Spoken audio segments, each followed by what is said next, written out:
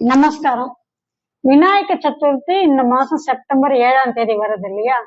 அதை ஒட்டி ஒரு ஸ்பெஷல் பூஜை, ஷோடச கணபதி பூஜை. ஷோடசன்னா 16ன்னு அர்த்தம். சோ 16 கணபதிகளுக்கு சேர்த்து நம்ம பூஜை பண்றோம். இதுக்கு தேவையான பொருட்கள் என்னன்னு முதல்ல பார்க்கணும். முதல்ல மஞ்சப்பொடி, பன்னீர், புளியுண்டு ஜவ்வாது, 16 கரும்பு துண்டுகள், 16 உப்பு கடலை, வெல்லம், அருக்கம்புல்லு அர்ச்சனைக்கு, 16 வித ஷோடச நாமாவளின்னு சொல்லி புஸ்தகமும் கிடைக்கும், யூடியூப்லயும் இருக்கு. ஃபார் எக்ஸாம்பிள் சொல்லணும்னா கபிலாய நமஹா, கஜகர்ணிகாய நமஹா, லம்போதராய நமஹா அன்னிட்டு இருக்கும். இது நமக்கு முதல்ல தேவை.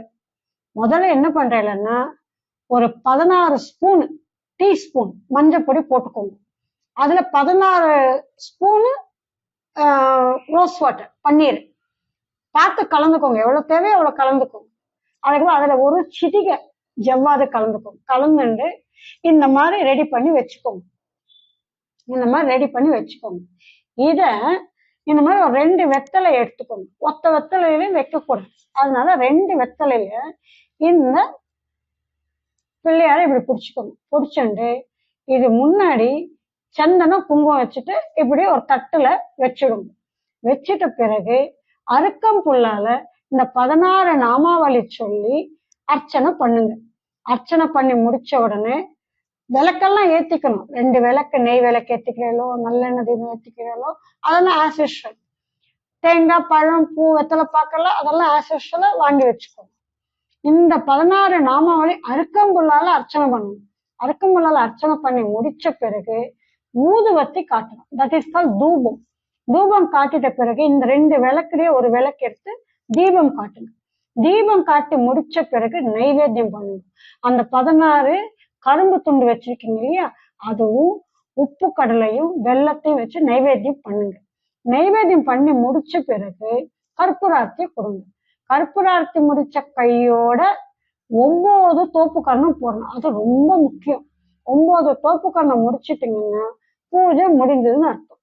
இந்த பூஜை பண்றதுனால என்ன பலிதம் கேட்டலன்னா, ஃபர்ஸ்ட் பலிதம் நமக்கு வாழ்க்கை ஓட்டுறதுக்கு 16 வித செல்வங்கள் தேவைப்படும். அந்த 16 வித செல்வங்களையும் எந்த வித தங்கு தடையின்றி கிடைக்கிறதுக்கு தான் இந்த பூஜை ஸ்டார்ட் பண்றது. இது வளர்ப்பிற சதுர்த்தி அன்னைக்கு நம்ம ஸ்டார்ட் பண்றோம். அதுக்கப்புறம் யாருக்கெல்லாம் கேத்து தசை நடக்கிறதோ அவ பண்ண இன்னும் விசேஷம்.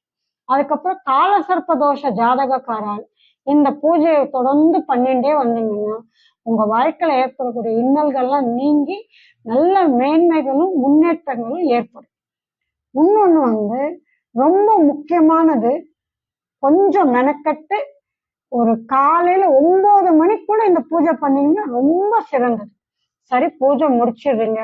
அதுக்கப்புறம் சாயந்தரம் என்ன பண்ணணும்னா, பக்கத்துல இருக்கிற விநாயகர் கோவிலுக்கு போயிட்டு 9 தேங்காவை, சூர தேங்காவை உடைக்கணும். உடைச்சு அந்த விநாயகர் தரிசனம் பண்ணிட்டு ஆத்துக்கு வந்த பிறகு ஒரு கற்பூரார்த்தியை காட்டிட்டு இந்த மஞ்சப்பொடிய ஒரு கிண்ணத்துல தண்ணிய வச்சுக்கோங்க. கிட்டத்தட்ட ஒரு 2 லிட்டர் தண்ணி வச்சுக்கோங்க. இந்த மஞ்சளை அந்த தண்ணியில கரைச்சிடுங்க உங்க கையால.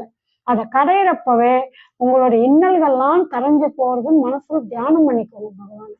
அதுக்கப்புறம் அந்த தண்ணி அப்படியே அன்னைக்கு நைட்டு பூஜை ரூம்லயே இருக்கணும். நீங்க எங்க பூஜை பண்ணாலும் அந்த இடத்துலயே இருக்கணும்.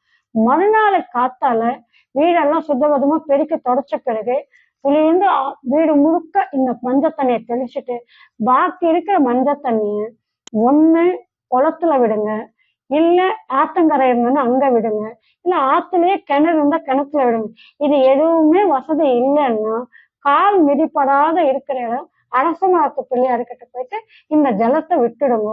அந்த 16 கரும்பு இருக்கணும், அந்த கரும்பையும் அரச மரத்துல இருக்கிற பிள்ளையார்கிட்ட வச்சுட்டு வந்துடும்.